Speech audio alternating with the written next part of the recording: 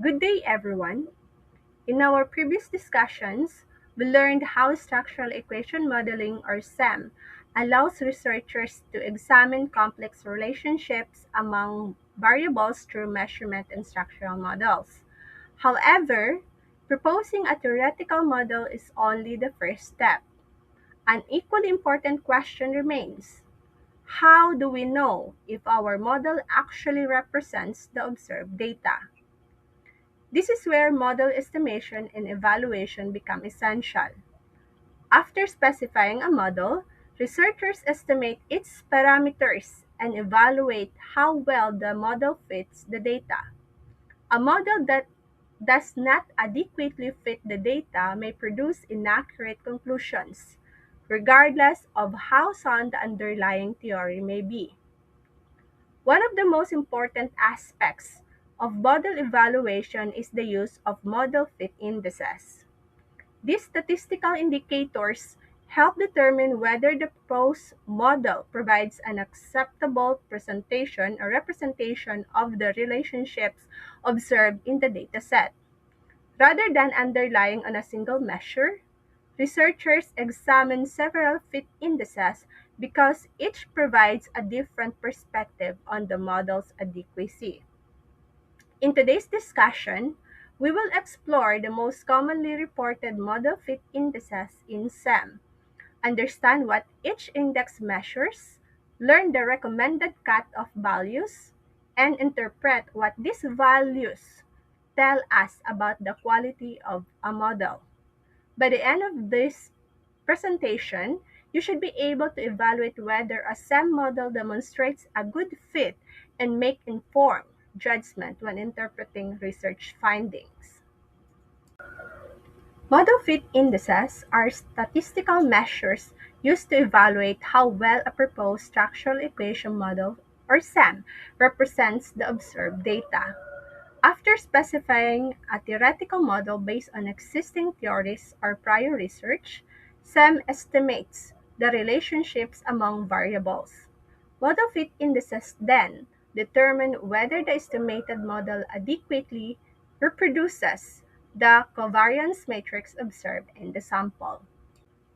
In other words, model fit indices answer the question: does the proposed model explain the observed data well enough to be considered a valid representation of reality? A model with good fit suggests that the hypothesized relationship among the latent and observed variables are consistent with the empirical data. Conversely, poor fit indices that the model may be misspecified, meaning some path, constructs, or assumptions should be revised before interpreting the parameter estimates. Now, why are model fit indices important? Model fit assessment is one of the most critical steps in SEM because significant path coefficients alone do not guarantee that the overall model is appropriate. Researchers must first establish that the model fits the data before interpreting factor loadings, regression paths, mediating effects, or indirect effects.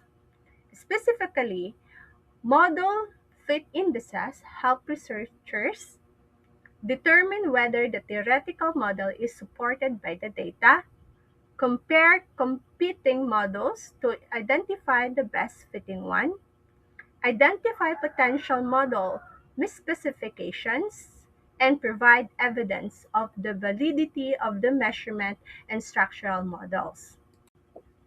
These are the common model fit indices: chi-square test, norm chi-square, comparative fit index or CFI, Tucker-Lewis index or TLI, root mean square error of approximation or RMSEA, and standardized root mean square residual or SRMR. Now let's have the chi-square test. The chi-square statistic evaluates the difference between the covariance matrix predicted by the model and the covariance matrix observed in the data. The null hypothesis is the proposed model fits the data perfectly. A non-significant chi-square, the p-value of a greater than 0.05 indicates that the model fits well because there is no statistically significant difference between the observed and predicted covariance matrices. A significant chi-square p-value is less than 0.05 suggests poor model fit. Sa madaling sabi, tinitingnan ng chi-square kung gaano kalapit ang model na ginawa sa totoong datos. Mas maliit ang pagkakaiba, mas maganda ang model fit. But there is a limitation. The chi-square statistic is highly sensitive to sample size. With very large samples, even trivial differences often become statistically significant, and with very small samples, poor models may appear acceptable. And because of this limitation, researchers rarely rely on chi-square alone. Now let's talk about the norm chi-square. To reduce the influence of sample size, researchers divide the chi-square value by its degrees of freedom. Here are the value and interpretation. Less than 2 is an excellent fit. Less than 3 is good fit. Less than 5 is an acceptable fit. And greater than 5 is a poor fit.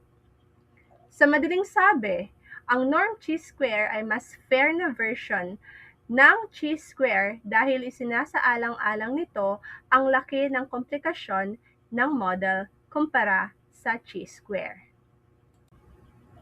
The Comparative Fit Index or CFI compares the proposed model with a baseline or independence model in which all variables are assumed to be unrelated. It measures how much improvement the proposed model provides over this worst-case scenario. The CFI ranges from 0 to 1. Here are the interpretation and the value. Equal or greater than 0.95 is an excellent fit. 0.90 to 0.94 is an acceptable fit. And less than 0.90 is a poor fit. Higher values indicate better model fit. Now let's have the TLI or the Tucker-Lewis Index, also known as the Non-Norm Fit Index or NNFI. It's similar to the CFI but additionally penalizes unnecessary model complexity. This means that adding more parameters does not automatically improve the TLI. A simpler model with similar explanatory power may receive a higher TLI than a more complex model. Now here are the values or the value and the interpretation. Equal or greater than 0.95 is an excellent fit. 0.90 to 0.94 is an acceptable fit. And less than 0.90 is a poor fit. Root mean square error of approximation or RMSEA estimates how closely the model would fit the population covariance matrix rather than just the sample data. Unlike CFI and TLI, smaller RMSEA values indicate better fit. Now here are the value and interpretation. Equal or less than 0.05 is close fit. 0.06 to 0.08 is an acceptable fit. 0.08 to 0.10 is a marginal fit. And greater than 0.10 is a poor fit. Sa makatuwid, sinusukat ng RMSEA kung gaano kalaki ang error ng model. Mas mababa ang RMSEA, mas kaunti ang error at mas maganda ang model fit. Standardized root mean square residual or the SRMR on the other hand measures the average standardized difference between the observed correlations and those predicted by the model. A lower SRMR indicates that the model reproduces the observed relationships more accurately. Okay, now here are the value and the interpretation. Equal or less than 0.08 is a good fit, and equal or less than 0.05 is an excellent fit. To better understand model fit indices, let us look at a sample study titled Motivation and Academic Performance: a SEM Approach. Let's examine its reported results. Now let's take a look at the interpretation of the table. The TLI and CFI values of 0.954 and 0.969 are respectively consistent in suggesting that the hypothesized model represented an adequate fit to the data, the values above 0.90 being indicative of good fit. The proposed model has a value of 0.024 for its RMSEA, which should be less than 0.08, implying that the model is an acceptable fit. The ratio of chi-square to degrees of freedom is within the recommended fit of less than 3. Thus, all the tests and measures taken together support our structural model and indicate that the model has a good level of fit and can be used for further analysis.